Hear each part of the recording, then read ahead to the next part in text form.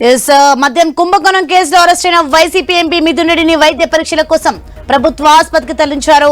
వైద్య పరీక్షల తర్వాత మిథున్ రెడ్డిని పోలీసులు కోర్టులో ప్రవేశపెట్టినారు. ఆ బ్రేకింగ్ ఇప్పుడు చూస్తున్నాం మనం. ఏసీబీ కోర్టులో న్యాయాధికారి ఎదుట హాజరుపరచనున్నారు. ఈ కేసులో A4 గా ఉన్న మిథున్ రెడ్డిని సిట్ అధికారులు శనివారం రాత్రి అరెస్ట్ చేశారు. రాత్రంతా సిట్ కార్యాలయంలోనే మిథున్ రెడ్డి ఉన్నారు. ఈ కేసులో అరెస్ట్ అయిన తొలి ప్రజాప్రతినిధి ఆయనే. జగన్ ప్రభుత్వ హయాంలో నూతన మద్యం విధానం అమలుకు దిశానిర్దేశం చేయడంలో మిథున్ రెడ్డిదే మాస్టర్ మైండ్ అని సిట్ భావిస్తోంది. ఇక మిథున్ రెడ్డితో కలిపితే ఈ కేసులో అరెస్ట్ అయిన నిందితుల సంఖ్య 12కు చేరింది.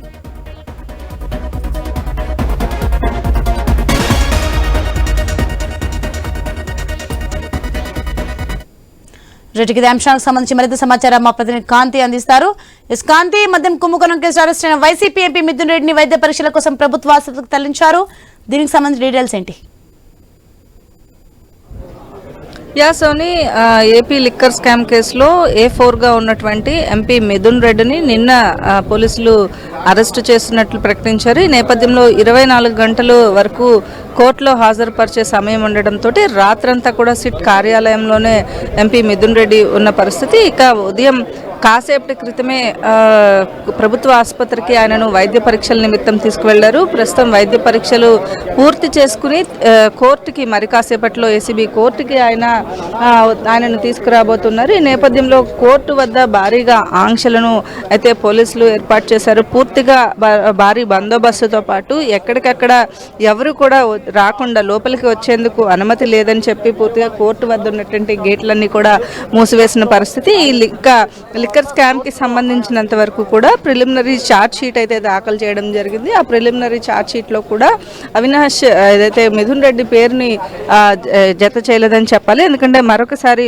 ఈ ఏదైతే వేసేటువంటి తొలి జాబితాలో 48 మందిని నిందితులుగా ఛార్జ్ షీట్ లో చేర్చడం జరిగింది. ఇక అరెస్టు చేసినటువంటి వారి సంఖ్య 12కు, మిథున్ రెడ్డి అరెస్ట్ తోటి 12కు అరెస్ట్ చేసిన వారి సంఖ్య చేరిందని చెప్పుకోవాలి. ఇక మరి కాసేపట్లో ఆయనను కోర్టుకు తీసుకువస్తారు. ఏసీబీ న్యాయాధికారి ముందు ఆయనను ప్రవేశపెడతారు. ఆ తర్వాత కోర్టులో ఆయన సిట్కి నిన్న ఏదైతే జరిగినటువంటి విచారణ సమయంలో దాదాపుగా 200 నుంచి 300 ప్రశ్నలు ఆయనను అడిగినట్లుగా తెలుస్తూ ఉంది. ఆ ప్రశ్నలన్నిటికీ కూడా దాదాపుగా ఆయన నాకు తెలియదు, లేకపోతే దాటవేత సమాధానం చెప్పినట్లుగా తెలుస్తూ ఉంది. దాంతోపాటుగా చాలా ప్రశ్నలకు మౌనంగా ఉండిపోయినట్లుగా తెలుస్తూ ఉంది. ఇక కొన్ని ప్రశ్నల విషయంలో చాలా వరకు ఆధారాలను చూపించి ఆయనను ప్రశ్నించినట్లుగా తెలుస్తూ ఉంది. ఈ నేపథ్యంలో ఆధారాలు ఏవైతే ఆయన కంపెనీస్కి, మిథున్ రెడ్డికి సంబంధించినటువంటి కంపెనీస్కి మద్యంకి సంబంధించినటువంటి అమౌంట్ అంతా కూడా ట్రాన్స్ఫర్ అయినట్లుగా కూడా పోలీసులు కీలకమైనటువంటి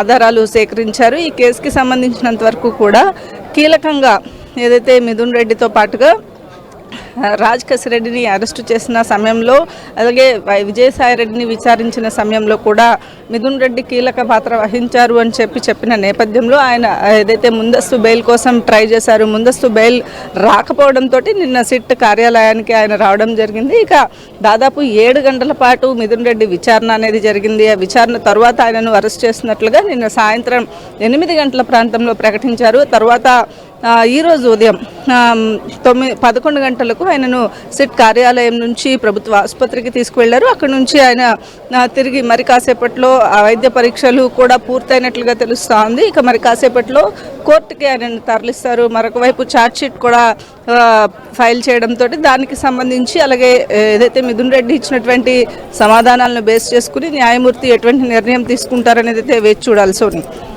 రైట్, థ్యాంక్ యూ కాంతి. మరొకరిని లైన్లో తీసుకున్నాం. హరీష్, చెప్పండి, మద్యం కుంభకోణంలో ఆరోపణలు రాగానే మిథున్ రెడ్డి మార్చి నెలలో ముందస్తు బెయిల్ కోసం ఏపీ హైకోర్టుకు వెళ్లారు. అయినప్పటికీ ఆయనని కేసులో నిందితుడిగా చేర్చలేదు. దీంతో పిటిషన్ కోర్టు కొట్టేసింది. అయినా ఆ తర్వాత మిథున్ రెడ్డి సుప్రీంకోర్టును ఆశ్రయించారు. విచారణ కొనసాగుతున్న కాలం అరెస్ట్ నుంచి మధ్యంతర రక్షణ కల్పిస్తూ సుప్రీంకోర్టు ఆదేశాలు ఇచ్చింది. దీనికి సంబంధించిన డీటెయిల్స్ ఏంటి? ప్రధానంగా చూసుకుంటే కనుక కేసుకు సంబంధించినటువంటి వ్యవహారంలో మొదటి నుంచి కూడా వైఎస్ఆర్ కాంగ్రెస్ పార్టీకి సంబంధించినటువంటి నాయకులు కావచ్చు, పార్టీకి సంబంధించినటువంటి స్టాండ్ కావచ్చు ఒకే విధంగా కనిపిస్తుంది. ఎందుకంటే కేసులో ప్రాథమికమైనటువంటి కనీస ఆధారం లేకుండా నాయకులను టార్గెట్ గా చేసుకుని గత ప్రభుత్వంలో కీలకంగా వ్యవహరించారు కాబట్టి వాళ్ళని పూర్తిగా కక్ష సాధింపుతో వేధింపులకు గురి చేయాలనేటువంటి ఒక ఉద్దేశంతో మాత్రమే మద్యం కేసుకు సంబంధించినటువంటి వ్యవహారాన్ని కూటమి ప్రభుత్వం అధికారంలోకి వచ్చిన తర్వాత తెర మీదకు తీసుకొచ్చి సిట్ ని ఫామ్ చేసి వేధింపులకు గురి చేసే విధంగా, టార్గెట్ చేసే విధంగా ఎంపిక చేసినటువంటి నాయకులను అరెస్టు చేయటం, నోటీసులు ఇవ్వటం, విచారణ పేరుతో వేధింపులకు గురి చేసేటువంటి ప్రక్రియ కొనసాగుతుందంటూ మొదటి నుంచి కూడా వైఎస్ఆర్ కాంగ్రెస్ పార్టీకి సంబంధించినటువంటి నాయకత్వం ఆరోపణ చేస్తూనే వస్తుంది. ఇక మరో ఒక అంశం చూసుకుంటే గనక గత ప్రభుత్వంలో మద్యం కుంభకోణం జరిగిందని చెప్పి చెప్పడానికి అవసరమైనటువంటి ఆధారాలు ఎక్కడా ఉండేటువంటి అవకాశం లేదనేటువంటి ఒక అభిప్రాయం కూడా వైఎస్ఆర్ కాంగ్రెస్ పార్టీకి సంబంధించినటువంటి నాయకత్వం మొదటి నుంచి కూడా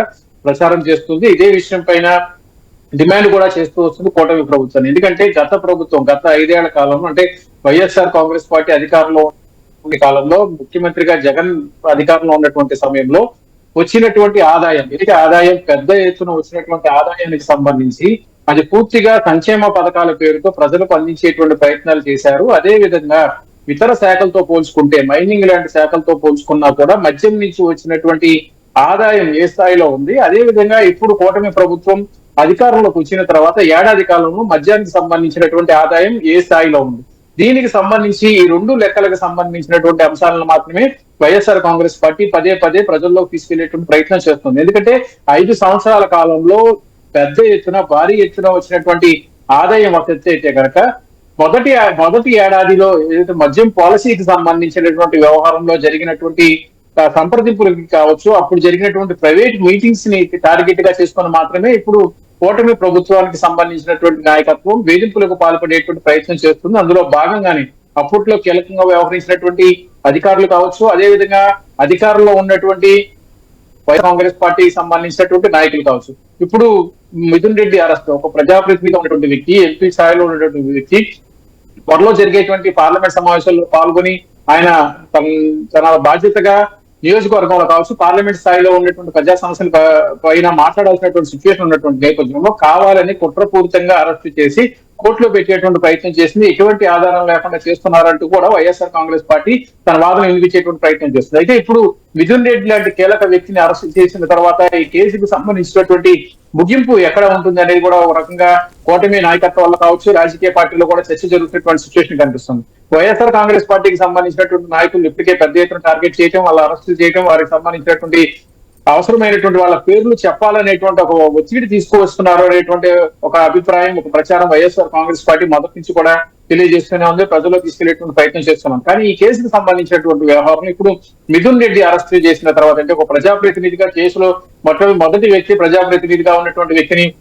పోలీసులు అరెస్ట్ చేయడం కొద్దిసేపటి క్రితం హాస్పిటల్ కి తీసుకోవడం, అక్కడి నుంచి ఇప్పుడు ఏసీబీ కోర్టుకు తీసుకునేటువంటి ప్రయత్నం జరుగుతుంది. ఇదంతా కూడా కేవలం కక్షపూర్తంగా కుట్రమైనటువంటి రాజకీయాలను ప్రోత్సహించేటువంటి విధంగా మాత్రమే ఉంటుంది. కానీ ఇందులో ఆధారాలు ఏమీ లేవనేటువంటి ఒక వాదన వైఎస్ఆర్ కాంగ్రెస్ పార్టీ పదే పదే చెప్తున్నటువంటి సిచ్యువేషన్ కనిపిస్తుంది. ఎందుకంటే గత ప్రభుత్వంలో ఉన్నటువంటి లెక్కలకి ఇప్పుడు కూటమి ప్రభుత్వం అధికారంలోకి వచ్చిన తర్వాత ఏడాది కాలంలో జరిగినటువంటి మద్యం అమ్మకాలకు సంబంధించినటువంటి లెక్కలను కూడా ఇదే విషయాన్ని గతంలో అనేక సార్లు స్వయంగా జగన్మోహన్ రెడ్డి కావచ్చు, అదేవిధంగా పార్టీకి సంబంధించినటువంటి నాయకత్వం కావచ్చు, పెద్ద ఎత్తున దానికి సంబంధించినటువంటి డేటాతో సహా పవర్ పాయింట్ ప్రెజెంటేషన్ కూడా చేసినటువంటి సిచ్యువేషన్ కనిపిస్తుంది. అయితే ఇప్పుడు ఈ అంశానికి సంబంధించినటువంటి వ్యవహారంలో మిథున్ రెడ్డి అరెస్టుతో ఒక్కసారిగా కేసుకు సంబంధించినటువంటి వ్యవహారం పెద్ద ఎత్తున చర్చనీయాంశంగా మారింది.